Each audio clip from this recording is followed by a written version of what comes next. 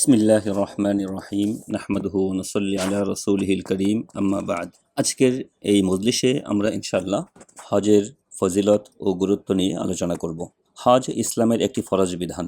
সামর্থ্যবানদের জন্য হজ আদায় করা ফরজ। পবিত্র কোরআনে সূরা আলে ইমরানের ৯৭ নম্বর আয়াতে আল্লাহ তাআলা ইরশাদ করেন, ওয়ালিল্লাহি আলান নাসি হিজ্জুল বাইতি মান ইসতাতাআ ইলাইহি সাবিলা। অর্থাৎ কাবা ঘরে পৌঁছার সামর্থ্য যার রয়েছে তার জন্যে আল্লাহর উদ্দেশ্যে ওই ঘরের হজ করা তার অবশ্য কর্তব্য। হজকে হযরত রাসূল করিম সাল্লাল্লাহু আলাইহি ওয়াসাল্লাম ইসলামের ৫ স্তম্ভের একটি বলে ঘোষণা করেছেন। বুখারী শরীফের ৮ নম্বর হাদিস। রাসূলুল্লাহ সাল্লাল্লাহু আলাইহি ওয়াসাল্লাম বলেছেন, বুনিয়াল ইসলামু আলা খামসিন শাহাদাতি আল্লা ইলাহা ইল্লাল্লাহ ওয়া আন্না মুহাম্মাদার রাসূলুল্লাহ ওয়া ইকামিস সালাহ ওয়া ইতাইজ যাকাহ ওয়াল হজ্জ ওয়া সাওমি রমাদান। অর্থাৎ ইসলাম ৫টি বিষয়ের উপর, ৫টি ভিত্তির উপর প্রতিষ্ঠিত। এক, এই সাক্ষ্য দেয়া আল্লাহ ছাড়া কোনো মাবুদ নেই এবং মুহাম্মদ সাল্লাল্লাহু আলাইহি ওয়াসাল্লাম আল্লাহর রসুল। ২, যথাযথভাবে নামাজ আদায় করা। ৩, যাকাত আদায় করা। ৪, হজ আদায় করা এবং ৫ নম্বর রমজান মাসের রোজা রাখা। যদি কেউ হজের এই ফরজ বিধানকে অস্বীকার করে, উপেক্ষা করে, তার জন্যে পবিত্র কোরআনী এক কড়া সতর্কবাণী ঘোষিত হয়েছে।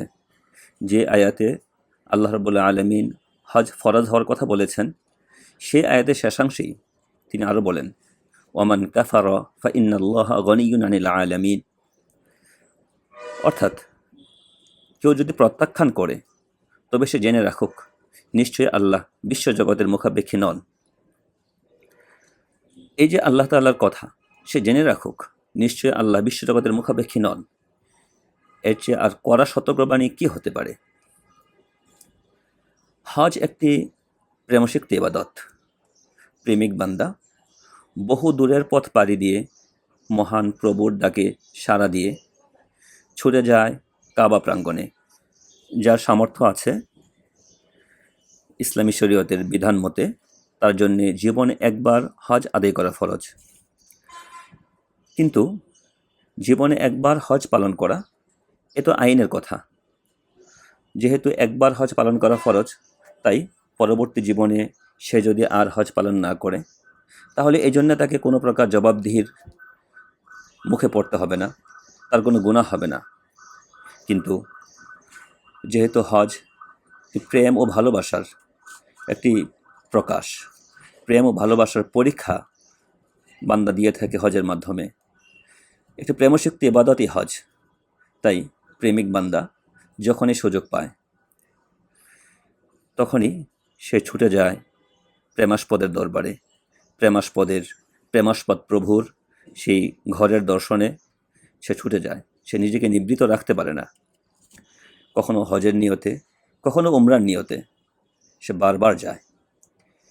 এই যে বারবার যাওয়া, হজের নিয়তে, উমরার নিয়তে বারবার সেই কাবায় ছুটে যাওয়া, রাসূল করিম সাল্লাল্লাহু আলাইহি ওয়াসাল্লাম এর বিরাট ফজিলতের ঘোষণা করেছেন। রাসূল করিম সাল্লাল্লাহু আলাইহি ওয়াসাল্লাম এই আমল দুটোর মহা ফজিলতের কথা ঘোষণা করেছেন। তিনি বলেছেন, ওয়াফদুল্লাহি সালাসা, আল গাজী ওয়াল হাজ ওয়াল মুতামির। অর্থাৎ আল্লাহ তাআলার মেহমান ৩ শ্রেণীর মানুষ। ১, যারা আল্লাহর পথে যুদ্ধ করে। ২, যারা হজ পালন করে। ৩, যারা উমরা পালন করে। আরেক হাদিসে রাসূলুল্লাহ সাল্লাল্লাহু আলাইহি ওয়াসাল্লাম এই হজ উমরার এক চমৎকার পুরস্কারের কথা আমাদেরকে শুনিয়েছেন। তিনি বলেছেন, তাবিউ বাইনাল হজ্জ ওয়াল উমরা ফাইন্নাহুমা ইয়ানফিয়ানিল ফাকর ওয়াজ যুনুব কামা ইয়ানফিল কিরু খাবাসাল হাদিদি ওয়াল যাহাবি ওয়াল ফিদ্দা। অর্থাৎ তোমরা বারবার হজ উমরা আদায় করো, কেননা এই দুটি আমল দরিদ্রতা ও গুনাহ মিটিয়ে দেয়, যেভাবে হাপর লোহা ও স্বর্ণরূপার মরিচা দূর করে। হজ উমরার এ এক বিস্ময়কর পুরস্কার, যেখানে একজন মুসলমান লাখ লাখ টাকা খরচ করে হজ আদায় করে, তখন খুব স্বাভাবিকভাবেই তার সম্পদ কমে যাওয়ার কথা, সে অভাবে আক্রান্ত হওয়ার কথা। কিন্তু রাসূলুল্লাহ সাল্লাল্লাহু আলাইহি ওয়াসাল্লাম ঘোষণা করছেন যে এই হজ ও উমরার মাধ্যমে তার অভাব দূর হয়ে যাবে, তার গুনাহ মাফ হয়ে যাবে। আমাদের সীমিত যুক্তি, সীমিত মেধা এই বিষয়টি বুঝুক কিংবা না বুঝুক, এর বাস্তবতা আমাদের সমাজে এক স্বীকৃত বিষয়। আসলে হজের অনেক বিধানই এমন যে বিধানগুলোর যৌক্তিকতা আমরা আমাদের সীমিত মেধা, সীমিত বোঝের মাধ্যমে তা আয়ত্ত করতে পারি না। উদাহরণস্বরূপ কয়েকটি বিধানের কথা বলি। যেমন সারা বছর যখন আমরা নামাজ পড়ি, নামাজের টুপি মাথায় রাখা সুন্নত। নামাজের মধ্যে পরিষ্কার পরিচ্ছন্ন পোশাক পরা, নামাজে শরীর পরিচ্ছন্ন রাখা, যেন একজনের শরীরের দুর্গন্ধে অন্য মুসল্লিদের কষ্ট না হয়, সেই বিষয়টি খেয়াল রাখা। সম্ভব হলে যতটা সম্ভব পরিপাটি থাকা, সুন্দর পোশাক পরা, সুগন্ধি ব্যবহার করা, এসবই স্বাভাবিক সময়ের সুন্নত, গুরুত্বপূর্ণ নির্দেশনা, এগুলো প্রতিটি মুসলমানের জন্যেই। কিন্তু যখন একজন মানুষ হজের নিয়তে কিংবা উমরার নিয়তে ইহরাম করে, ইহরামের পর থেকেই মাথা ঢাকা তার জন্য নিষিদ্ধ হয়ে যায়। মাথায় টুপি পরা যাবে না, খালি মাথায় নামাজ আদায় করতে হবে। পোশাক নতুনভাবে আর পরিষ্কার পরিচ্ছন্ন করার সুযোগ নেই। দুটি চাদর গায়ে পরে নিতে হয় এবং এই দুটি চাদরেই তাকে থাকতে হয়। এই পোশাক দুটি হয়তো পরিবর্তন করা যাবে, কখনো কখনো পরিবর্তন কেউ চাইলে করতে পারে, কিন্তু স্বাভাবিকভাবেই যখন এই দুটি পোশাকই তাকে সফরের হালতে এবং পরেও এই পোশাক দুটি পরে থাকতে হচ্ছে, একটু ময়লা হয়ে যাবে, এতে কোনো অসুবিধা নেই, বরং এই পোশাক পরেই তাকে থাকতে হবে। শরীর থেকে কোনো প্রকার শরীর পরিচ্ছন্ন করার জন্য গোসল করা এর সুযোগ নেই। স্বাভাবিক গোসল করা যাবে, কিন্তু সাবান ব্যবহার করা যাবে না। শরীর থেকে সাবান ছাড়াও হাত দিয়ে ঘষা মাজা করেও ময়লা ওঠানো যাবে না। সুগন্ধি ব্যবহার করা যাবে না। মাথাকে পরিপাটি রাখার জন্যে চুল আঁচড়ানো যাবে না। মাথায় তেল ব্যবহার করা যাবে না, ইত্যাদি নানা রকম বিধিনিষেধ এই হজের মধ্যে ইহরামের পরে আরোপিত হয়। এই হজ এক ভালোবাসার পরীক্ষা। তো এই পরীক্ষা এখানেই শেষ নয়। ইহরাম বেঁধে, ইহরামের চাদর গায়ে জড়িয়ে হজ কিংবা উমরা নিয়ত করে একজন আল্লাহ প্রেমিক মুসলমান যখন বাইতুল্লাহ চত্বরে উপস্থিত হন, তার সামনে যখন কালো গিলাফে ঢাকা বাইতুল্লাহ, তখন তাকে এই সুযোগ দেওয়া হচ্ছে, জীবনের অনেক দিনের লালিত স্বপ্ন তুমি এখন তোমার সামনে দেখতে পাচ্ছ, যে তুমি এখন প্রাণ ভরে বাইতুল্লাহ দেখে নাও। আল্লাহ তাআলার কাছে তুমি প্রাণ ভরে দোয়া করো, এটা দোয়া কবুলের সময়। ইহরামের পর থেকেই লাব্বাইক আল্লাহুম্মা লাব্বাইক বলার এক ধারাবাহিকতা শুরু হয়েছিল। ইহরাম বাঁধার পর থেকে লাব্বাইক তালবিয়া পাঠই ছিল সবচেয়ে গুরুত্বপূর্ণ আমল। বান্দা যখন কাবা চত্বরে উপস্থিত, তখনও সেই লাব্বাইক পাঠ করতে পারে, তালবিয়া পাঠ করতে পারে। বরং বলা যায় যে তালবিয়া পাঠের যে অনাবিল আনন্দ, যে তৃপ্তি, সেই তৃপ্তি ও আনন্দ হাজী সাহেব যখন কাবা চত্বরে যখন তালবিয়া পাঠ করবে, তখন তো তার সেই তৃপ্তি আর অনেক বেড়ে যাবে। কিন্তু যখনই সে তওয়াফ শুরু করতে গেলেই তাকে তালবিয়া পাঠ বন্ধ করে দিতে হবে। তওয়াফ যখন সে শুরু করবে, তখন তাকে ডানে বামে না তাকিয়ে কেবলই সামনের দিকে তাকিয়ে হাঁটতে হবে। বাম দিকে তাকালেই কাবা, কিন্তু এই কাবার দিকে তাকিয়ে তাকিয়ে তওয়াফ করার বিধান নেই। এখন সামনের দিকে তাকিয়ে থাকতে হবে। এতদিনের লালিত স্বপ্ন এই কাবা ঘরের দর্শন, কিন্তু চাইলেই যে কোনো জায়গায় কাবা ঘরের দিকে তাকিয়ে থাকা, কাবা ঘর ছোঁয়া, এরও বিধান নেই। কাবা ঘর ছোঁয়ার জন্যে, স্পর্শ করার জন্যে নির্দিষ্ট একটা জায়গা আছে, রুকনে ইয়ামানি।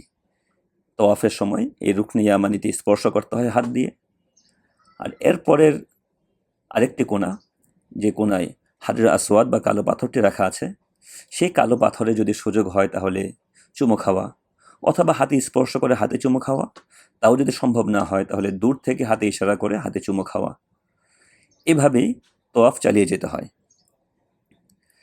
যখন তোয়াফ শেষ হয়, তোয়াফের পর সাই, এবং সাইয়ের পর মাথা হলক করে এহরাম থেকে বেরিয়ে যেতে হয়, এহরাম মুক্ত হতে হয়, এটাই নিয়ম। এরপরে খুব স্বাভাবিকভাবেই সেখানে থাকা যায়। কিন্তু যখন আবার হজের সময় চলে আসে, আবারও এরকম কিছু বিধান, যে বিধানগুলো আমাদের স্বাভাবিক যুক্তিতে, যার রহস্য আমরা উদ্ঘাটন করতে পারি না।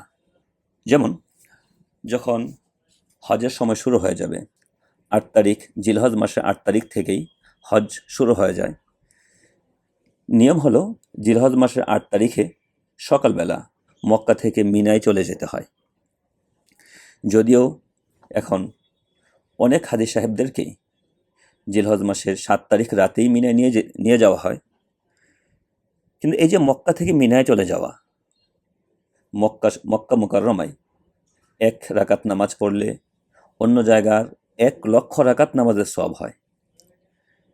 মক্কা মুকাররমায় যে বাইতুল্লাহ, কাবা ঘর, এই কাবা ঘরের চারপাশে তোয়াফ করা, এই তোয়াফ এখানকার শ্রেষ্ঠ আমল। এই তোয়াফ একমাত্র কাবা ঘরের পাশেই করা যায়, অন্য কোথাও করা যায় না। কিন্তু যখন জিলহজের 8 তারিখ চলে আসবে, তখন হাজি সাহেব আর মক্কায় থাকতে পারবেন না, তাকে চলে যেতে হবে মক্কা ছেড়ে মিনায়। সেখানে একদিন থেকে পরের দিন সকালে চলে যেতে হবে আরাফায়। আরাফার মাঠে মাগরিবের সময় পর্যন্ত, সূর্যাস্ত পর্যন্ত আরাফার মাঠে অবস্থান করতে হয়। সূর্যাস্তের পর আরাফা থেকে রওনা করে চলে যেতে হয় মুজদালিফায় রাত কাটিয়ে আবারও মিনায়। তো যখন 9 তারিখ আরাফার মাঠে অবস্থান করার নিয়ম, এই আরাফার মাঠে অবস্থান করা একটা ফরজ বিধান হজের। তো এই সময় 9 তারিখ জোহর এবং আসরের নামাজ একই সাথে জোহরের সময়ে আদায় করতে হয়, অর্থাৎ জোহরের পরপরই আসরও পড়ে নিতে হয়। বিশেষ করে যারা মসজিদে নামিরা জামাতের সঙ্গে নামাজ আদায় করেন, তারা এই দুটি নামাজ একই সাথে আদায় করেন। আবার যখন সূর্যাস্তের পর মুজদালিফায় রওনা করতে হয়, তখনও মাগরিবের নামাজ আদায় করা ছাড়াই, আদায় না করেই মুজদালিফার দিকে ছুটতে হয়। মুজদালিফায় গিয়ে মাগরিব এবং ঈশা, এই 2 ওয়াক্ত নামাজ ঈশার সময় আদায় করতে হয়। যদি কেউ মাগরিবের সময় থাকতেই, মাগরিবের সময় শেষ হওয়ার আগেই যদি কেউ মুজদালিফায় চলে যেতে পারে, তবু তাকে মুজদালিফায় গিয়ে অপেক্ষা করতে হবে ঈশার সময় শুরু হওয়ার। ঈশার ওয়াক্ত যখন শুরু হবে, তখন মাগরিব এবং ঈশার নামাজ একত্রে আদায় করতে হয়। আসরকে পড়া হলো জোহরের সময়, মাগরিবকে পড়া হচ্ছে ঈশার সময়। এটা একমাত্র হজেরই বিধান। সারা জীবনে অন্য কোথাও এভাবে এক নামাজকে এগিয়ে আনা, আরেক নামাজকে পিছিয়ে নেওয়া, এটার বিধান নেই। সারা জীবন যে কোনো নামাজ কাজা করেনি, তাকেও এই আরাফা থেকে মুজদালিফায় যাওয়ার পর মাগরিবের নামাজকে ঈশার ওয়াক্তে গিয়েই পড়তে হবে, তার জন্য এটাই মূল সময়। আবার ফজরের নামাজ একটু ফর্সা হলে পড়া মুস্তাহাব, কিন্তু মুজদালিফায় রাত কাটানোর পর যে ফজর, সেই ফজরের কথা বলা হচ্ছে ফজরের সময় হওয়ার সঙ্গে সঙ্গেই পড়ে নিতে। এরপর মিনায় থাকতে হয়। 3 দিন মিনায় থেকে কঙ্কর নিক্ষেপ করতে হয়।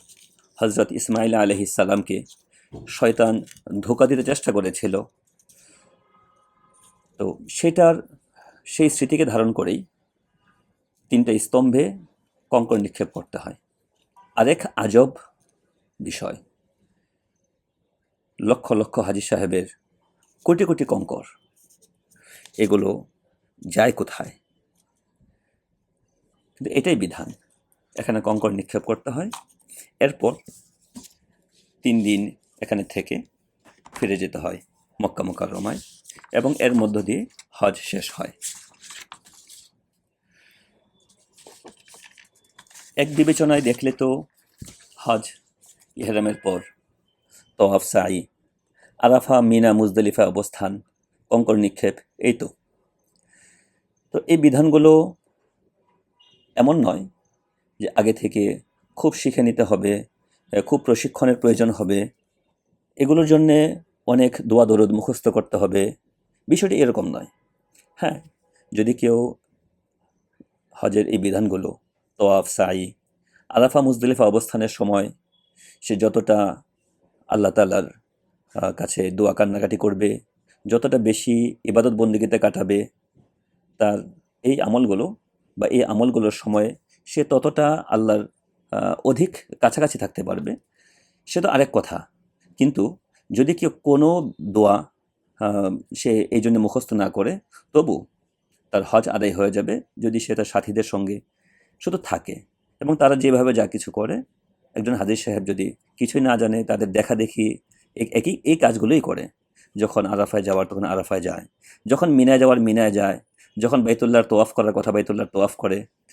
অন্যের দেখাদেখি করলেও এগুলো আদায় হয়ে যাচ্ছে, হজ আদায় হয়ে যাচ্ছে। তো এই দিক বিবেচনায় তো হজ আদায় করা এটা সহজ বিষয়। কিন্তু এর অন্য দিক থেকে যদি আমরা দেখি, তাহলে হজ অত্যন্ত কঠিন এক ইবাদত। এর জন্য প্রয়োজন দীর্ঘ সফর, দীর্ঘ প্রস্তুতি, বড় অঙ্কের ব্যয় ইত্যাদি নানা বিষয়। এর পাশাপাশি অত্যন্ত কড়াকড়িভাবে হজের সময়টাতে নিষিদ্ধ করা হয়েছে ঝগড়াঝাটিকে। পবিত্র কোরআনে আল্লাহ তাআলা ইরশাদ করেন, ওয়ালা জিদালা ফিল হজ, যে হজের সময় কোনো প্রকার ঝগড়া করা যাবে না।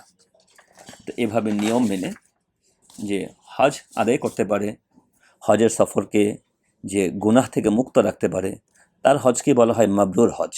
বাংলায় আমরা এই হজকে বলতে পারি কবুল হজ। এই মাবরুর হজকে রাসূলুল্লাহ সাল্লাল্লাহু আলাইহি ওয়াসাল্লাম বলেছেন অন্যতম শ্রেষ্ঠ আমল। সহিহ বুখারীর এক হাদিসে আছে, হযরত রাসূল করিম সাল্লাল্লাহু আলাইহি ওয়াসাল্লামকে প্রশ্ন করা হয়েছিল, শ্রেষ্ঠ আমল কোনটি? তিনি উত্তরে বলেছেন, আল্লাহ ও তার রাসূলের প্রতি ঈমান আনা। তাকে আবারও প্রশ্ন করা হলো, এরপর কোনটি? তিনি উত্তর দিয়েছেন, আল্লাহর রাস্তায় জিহাদ করা। তৃতীয়বার প্রশ্ন করা হলো, এরপর কোনটি? রাসূলুল্লাহ সাল্লাল্লাহু আলাইহি ওয়াসাল্লাম উত্তর দিয়েছেন, মাবরুর হজ। তো এই হাদিসে হজকে প্রথমে আল্লাহর প্রতি, আল্লাহ এবং তার রাসূলের প্রতি ঈমান আনা, এরপর জিহাদ করা, এরপরেই মাবরুর হজের কথা বলা হয়েছে যে এটি সেরা আমল। ক্ষেত্র বিশেষে হজ কখনো কখনো জিহাদের চেয়েও এগিয়ে যায়। এক ব্যক্তি একবার রাসূলুল্লাহ সাল্লাল্লাহু আলাইহি ওয়াসাল্লামের কাছে এসে বলল, ইয়া রাসূলুল্লাহ, আমি তো অমুক জিহাদে নাম লিখিয়েছি আর আমার স্ত্রী হজ করতে যাচ্ছে। রাসূলুল্লাহ সাল্লাল্লাহু আলাইহি ওয়াসাল্লাম তাকে বললেন, তুমি চলে যাও, তার সঙ্গে গিয়ে হজ পালন করো। আর বিশেষ করে নারীদের ক্ষেত্রে হজকেই বলা হয়েছে শ্রেষ্ঠ জিহাদ। উম্মুল মুমিনিন হযরত আয়েশা সিদ্দিকা রাদিয়াল্লাহু তাআলা আনহা থেকে বর্ণিত, তিনি একবার বললেন, ইয়া রাসূলুল্লাহ, আমরা তো জিহাদকেই শ্রেষ্ঠ আমল মনে করে থাকি, তাহলে আমরা কি জিহাদ করব না? রাসূলুল্লাহ সাল্লাল্লাহু আলাইহি ওয়াসাল্লাম উত্তরে বললেন, লা, লাকিন্না আফদালাল জিহাদি হাজ্জুন মাবরুর, না, বরং শ্রেষ্ঠ জিহাদ তো মাবরুর হজ। এই হাদিসটিও ইমাম বুখারী রাহিমাহুল্লাহ তার সহিহ গ্রন্থে সংকলন করেছেন। হজের মাধ্যমে গুনাহ মাফ হয়, এই প্রসঙ্গে একটি হাদিস আমরা আগে উল্লেখ করেছি। আরেক হাদিসে রাসূলুল্লাহ সাল্লাল্লাহু আলাইহি ওয়াসাল্লাম এই বিষয়টিকে আরও জোরালোভাবে বলেছেন। তিনি বলেছেন, মান হাজ্জা লিল্লাহ ফালাম ইয়ারফুস ওয়ালাম ইয়াফসুক রাজাআ কায়াউমিন ওয়ালাদাতহু উম্মুহ, যদি কেউ আল্লাহ সন্তুষ্টির জন্য হজ আদায় করে, এরপর সে কোনো অশ্লীল কাজ ও পাপাচারে না জড়ায়, তাহলে সে এক সদ্য ভূমিষ্ঠ শিশুর মতো নিষ্পাপ হয়ে বাড়িতে ফিরে আসে। সহিহ বুখারী হাদিস নং 1521। এই সব কিছুর চেয়ে বড় বিষয়, হজ একটি প্রেমসিক্ত ইবাদত। যে প্রেমের আহ্বানে বান্দা ছুটে যায় দূর আরবের মক্কা নগরীতে, সে প্রেম নিয়ে যদি ফিরে আসা যায় হজ শেষে নিজের দেশে, যদি নিষ্পাপ হয়ে ফিরে আসা যায় নিজ বাড়িতে, এ হজ তাহলে সফল। বিষয়টি যেমন সহজ নয়, তাই এর পুরস্কারও ছোট নয়। রাসূলুল্লাহ সাল্লাল্লাহু আলাইহি ওয়াসাল্লাম জানিয়ে দিয়েছেন, আল উমরাতু ইলাল উমরাতি কাফফারাতুন লিমা বাইনাহুমা ওয়াল হাজ্জুল মাবরুর লাইসা লাহু জাযাউন ইল্লাল জান্নাহ। অর্থাৎ এক উমরার পর আরেক উমরা এই দুয়ের মধ্যবর্তী গুনাহগুলো মিটিয়ে দেয়। আর মাবরুর হজের প্রতিদান একমাত্রই জান্নাত, এছাড়া আর কিছুই নয়।